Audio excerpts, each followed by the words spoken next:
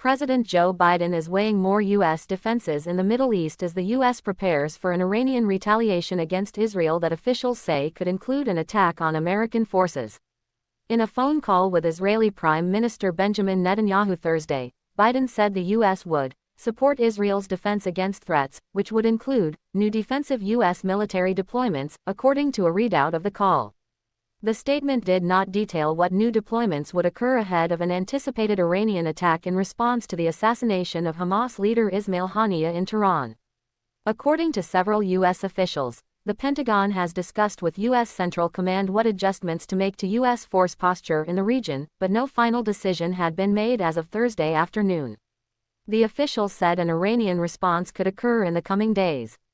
The USS Theodore Roosevelt Carrier Strike Group, which includes the aircraft carrier, destroyers and other warships, has been operating in the Gulf of Oman in recent weeks. The strike group could potentially move into the Gulf of Aden or the Red Sea, where Navy warships have intercepted dozens of Houthi launches over the past several months. The USS Wasp amphibious assault ship and several other Navy vessels are currently operating in the Mediterranean Sea.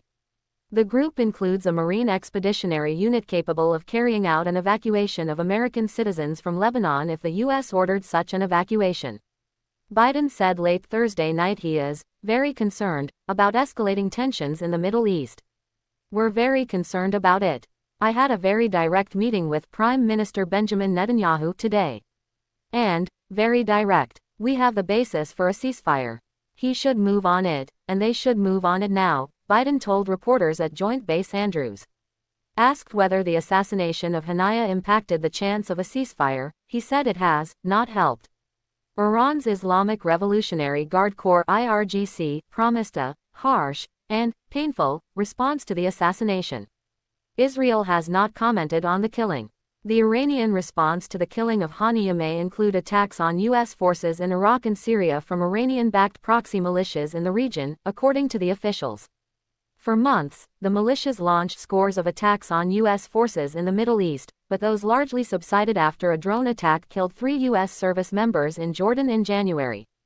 Officials say Iran could instruct those groups to start firing on U.S. forces once again. Israel Defense Forces spokesman Rear Admiral Daniel Hagari said that international partners have bolstered their forces in the region, though he did not specify which countries. "We have very good defense systems," he said of Israel's own preparations for an attack, and in addition we have international partners who have reinforced their forces deployed in the region to help us counter the threats. A Defense Department spokesman said Thursday the Pentagon has no information to provide on the movement of U.S. forces or changes to force condition at this time.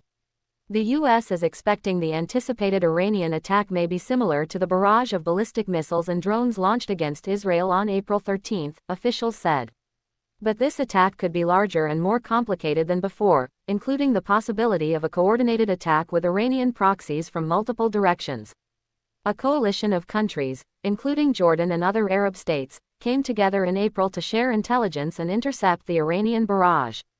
But officials say it's unclear if such a coalition could be stood up again so quickly and whether all of the countries are willing to participate once again.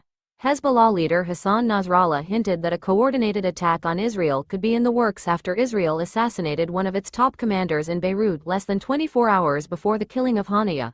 "Because they have picked a fight with everyone, they don't know where the response will come from. The response will come separately or coordinated," he said in a speech Thursday.